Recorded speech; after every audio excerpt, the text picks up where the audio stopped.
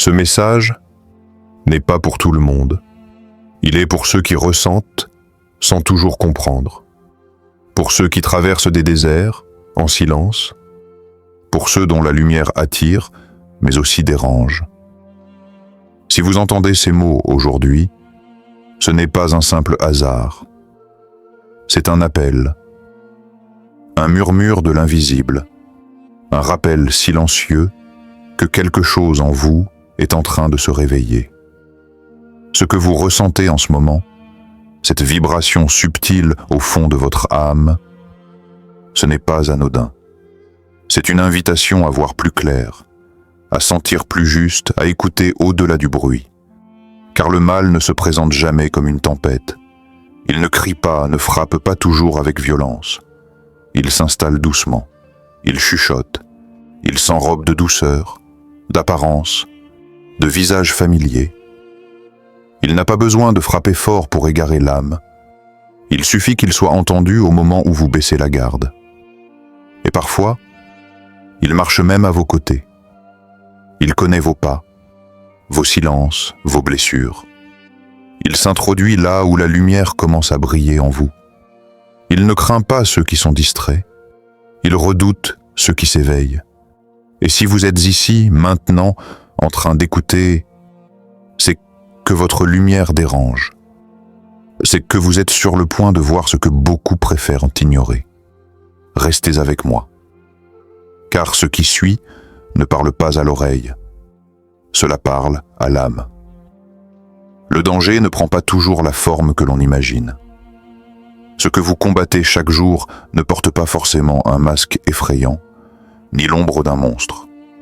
Parfois, ce qui vous atteint le plus profondément a un visage familier, un sourire connu, une main qui vous a déjà aidé, une voix qui autrefois vous a rassuré. Et c'est là que le mal devient le plus difficile à discerner, parce qu'il se cache dans ce qui vous semble sûr, dans ce qui vous est proche. Il ne frappe pas toujours de l'extérieur, il se glisse à l'intérieur, là où votre confiance a laissé la porte ouverte. Ce n'est pas l'ennemi déclaré qui vous brise, ce n'est pas celui qui se tient face à vous, qui vous rejette ouvertement ou vous combat publiquement. C'est celui qui vous connaît. Celui qui sait où toucher pour faire mal. Celui à qui vous avez confié vos rêves, vos luttes, vos blessures les plus secrètes. Celui qui connaît vos silences, vos espoirs, vos points faibles. Et parfois, c'est justement cette proximité qui donne au mal sa puissance. Parce qu'il ne frappe pas par hasard. Il frappe là où vous êtes le plus vulnérable. Regardez les Écritures. Elles nous montrent cette vérité douloureuse, mais essentielle. Abel n'a pas été tué par un étranger, mais par Caïn, son propre frère. Joseph n'a pas été trahi par des ennemis de loin, mais jeté dans un puits par ceux qui partageaient son sang. Moïse a été remis en question par sa propre famille. Et Jésus, livré par un homme qui avait marché avec lui, partagé le pain à sa table, vu les miracles, entendu les paroles du ciel. Judas ne s'est pas approché comme un ennemi. Il s'est approché comme un ami. Ce que Dieu a déposé en vous provoque. Même si vous ne le voyez pas, même si vous ne l'avez pas demandé, votre lumière dérange. Votre présence fait résonner quelque chose chez les autres, surtout ceux qui ne comprennent pas pourquoi vous avez été choisis. Pourquoi vous et pas eux? Pourquoi cette paix intérieure malgré les luttes? Pourquoi cette foi qui persiste malgré les épreuves? Ils ne vous haïssent pas toujours consciemment. Mais leur esprit lutte contre ce que vous portez, contre ce qu'ils ne reconnaissent pas en eux-mêmes. Et ce combat ne vient pas toujours de l'extérieur. Il naît souvent à l'intérieur de vos cercles les plus proches. C'est là que réside la première vérité troublante. Le mal ne vient pas toujours masqué. Parfois, il vient maquillé d'amour. Il se glisse dans la familiarité, dans la routine, dans les liens affectifs. Il prend la voie de la logique, du conseil, de la prudence, mais cache une racine d'envie, de doute, de sabotage. Ce n'est pas parce que quelqu'un vous aime qu'il comprend votre appel. Ce n'est pas parce que vous avez grandi ensemble, prié ensemble, partagé des moments forts, que cette personne peut accompagner votre élévation. Certains vous supportent dans la vallée, mais ne peuvent pas supporter votre montée. Non pas parce que vous avez changé, mais parce que votre lumière révèle leur zone d'ombre. Et ce n'est pas pour vous isoler que Dieu vous révèle cela. C'est pour vous protéger. Car plus vous avancez dans votre mission, plus il est vital d'ouvrir les yeux. Pas dans la peur, mais dans le discernement. Car parfois, le plus grand obstacle à votre destinée n'est pas l'ennemi devant vous, mais la voix familière à côté de vous. Et si vous ressentez ce tiraillement, cette gêne invisible, cette intuition profonde que quelque chose ne va pas malgré les apparences, écoutez-la. Car ce n'est pas votre imagination, c'est l'esprit qui vous avertit. Il arrive que les mots soient doux, les gestes sincères en apparence, et pourtant, quelque chose en vous se trouble. « Je ne veux que ton bien », disent-ils. Et ces paroles semblent si rassurantes. Mais au fond, derrière ce masque de bienveillance, une autre énergie circule. Une énergie plus sourde, plus lourde. Celle de l'envie. Elle ne se montre pas toujours clairement. Elle ne crie pas. Elle n'avoue rien. Mais elle pèse. Elle dérange. Elle s'infiltre dans vos relations comme un poison invisible, une vibration qui perturbe l'équilibre intérieur. Ce n'est pas toujours conscient. L'envie ne vient pas toujours d'un cœur mauvais, mais d'un cœur blessé. Un cœur qui ne comprend pas pourquoi vous avancez alors qu'il reste bloqué. Un cœur qui vous admire mais qui, en même temps, ne supporte pas ce que vous reflétez. Et cela suffit. Parce que spirituellement, l'envie agit. Elle ne parle pas, mais elle influence. Elle ne vous attaque pas frontalement, mais elle cherche à ralentir votre course, à fragiliser votre foi, à semer le doute dans votre esprit. Le diable ne s'est jamais imposé en ennemi effrayant. Il a toujours travaillé dans la subtilité. Dans le jardin d'Éden, il n'a pas crié, il a murmuré. Il a semé le doute en une seule phrase. Il n'a pas arraché le fruit. Il l'a juste rendu désirable. L'envie agit de la même façon. Elle ne vous dit pas directement « je veux ta chute », mais elle s'installe comme un conseil mal orienté, comme un soutien passif-agressif, comme une voix de prudence qui vous détourne lentement de votre appel. Elle vous fait croire qu'elle est là pour vous, mais en réalité, elle célèbre vos échecs en silence. Elle ne se réjouit pas de vos victoires, elle les minimise. Elle ne célèbre pas votre lumière, elle la critique en secret.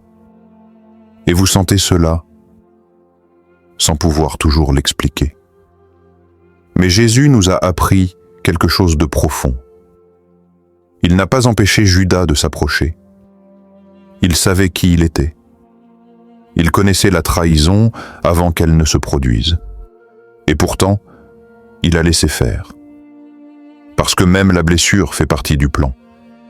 Même ce qui semble vouloir vous briser peut être un outil entre les mains de Dieu pour vous repositionner, vous purifier, vous faire passer à un autre niveau. Ce qui compte, ce n'est pas d'éviter toute attaque. C'est de la reconnaître avant qu'elle ne prenne racine. De discerner l'énergie derrière les mots. Car le plus grand danger n'est pas ce qui se montre clairement. C'est ce qui s'approche doucement, sans bruit, et qui finit par vous détourner de ce que Dieu vous a appelé à faire. Voilà pourquoi le discernement est essentiel. Ce n'est pas une option, c'est une protection. Le discernement ne vient pas des yeux, ni de la logique. Il ne vient pas d'un jugement rapide ou d'une méfiance constante envers le monde. Non, le discernement est bien plus subtil. C'est une perception silencieuse, une vision intérieure que seuls ceux qui marchent avec l'esprit peuvent ressentir. Ce n'est pas ce que vous voyez avec les yeux du corps, c'est ce que vous percevez avec les yeux de l'âme. Une sensation, une impression, un poids presque imperceptible dans l'air. Quelque chose en vous murmure « Attention ». Et souvent, ce murmure est ignoré. Non pas parce que vous ne le ressentez pas, mais parce que vous ne voulez pas y croire. Parce que vous aimez, parce que vous espérez, parce que vous voulez donner le bénéfice du doute, croire à la sincérité, voir le bien chez l'autre. Mais l'élu doit apprendre à regarder au-delà des intentions visibles. Tout ce qui semble bon n'est pas sain. Et toute présence chaleureuse n'est pas envoyée de Dieu. Il y a des connexions qui brillent, mais qui brûlent. Des liens qui apaisent en surface, mais étouffent en profondeur. Le discernement est cette capacité à sentir ce que l'intellect ne peut expliquer. C'est ce pressentiment qui naît sans raison, mais qui ne vous quitte pas. Une alerte douce, mais persistante. Et ce que vous ressentez n'est pas à négliger. C'est une protection divine. Car l'ennemi sait que pour vous toucher, il doit d'abord vous séduire. Il ne viendra pas toujours comme une attaque, mais comme une alliance. Pas comme un obstacle, mais comme une opportunité. Il sait parler votre langage, comprendre vos blessures, imiter la lumière. C'est pourquoi vous devez prier pour voir, pas pour suspecter tout le monde, pas pour vous fermer, mais pour ne pas être aveugle au moment crucial. Car l'ennemi ne craint pas votre force physique, votre intelligence ou vos paroles. Il craint le moment où vous devenez spirituellement lucide, le moment où vous cessez d'être guidé par l'émotion et commencez à marcher par révélation. Alors, prenez un instant, respirez profondément, fermez les yeux, demandez à Dieu simplement d'ouvrir vos yeux spirituels, de vous accorder une clarté nouvelle. Pas pour craindre le mal à chaque coin de rue, mais pour ne pas confondre l'ombre avec la lumière, pour ne pas laisser entrer ce qui a l'apparence de la paix, mais porte en lui la confusion. Et si ce message a touché votre cœur, ne partez pas sans répondre. Cliquez sur « J'aime », abonnez-vous à la chaîne et écrivez en commentaire. Je suis un élu et je suis debout. Car chaque mot, chaque engagement, chaque acte posé dans la lumière éteint un peu plus les ténèbres. Ce que vous traversez aujourd'hui n'est pas une punition, ni une fin. C'est un feu purificateur, un passage, une préparation sainte pour ce qui vous attend. Car rien de ce qui se lève contre vous n'est vide de sens. Plus grande est l'attaque, plus élevé est l'appel. Ce que vous ressentez n'est pas une faiblesse. Ce n'est pas que vous êtes trop sensible, c'est que vous êtes encore capable de sentir dans un monde qui ne ressent plus. Et c'est justement cela qui vous distingue. Ce que les autres ignorent ou méprisent en vous est souvent la preuve silencieuse que vous avez été marqué par la main de Dieu. Ce n'est pas un hasard si vous entendez ces mots, si vous êtes ici, encore debout, malgré les trahisons, malgré les blessures, malgré les pertes. Ce n'est pas un hasard si l'ennemi vous cible plus que d'autres. Il voit ce que Dieu a placé en vous. Il sait que ce dépôt est dangereux pour les ténèbres, et il sait aussi qu'il ne pourra jamais l'éteindre, sauf si vous y renoncez vous-même. Mais vous ne renoncerez pas, parce que vous avez été choisi. Il y a quelque chose en vous que les épreuves ne peuvent pas effacer. Une lumière que les regards froids ne peuvent pas éteindre. Une force que même les silences pesants ne peuvent pas briser. Ce que Dieu a planté en vous survivra à tout ce que le mal essaiera de faire pousser autour. Aucun démon déguisé, aucune voix manipulatrice, aucune trahison, aucun doute ne pourra voler ce qui vous a été confié. Alors, restez en paix. Même quand tout semble trembler, restez en paix. Veillez, restez attentifs, sensibles à l'esprit, et marchez doucement, mais avec certitude, avec foi, avec courage. Même si personne ne vous comprend, même si certains vous quittent en chemin. Car vous n'avez pas été appelés à être applaudis, vous avez été appelés à être fidèles. Vous êtes un élu. Et ce qui vous entoure n'aura pas le dernier mot. Le dernier mot appartient à celui qui vous a choisi. Amen.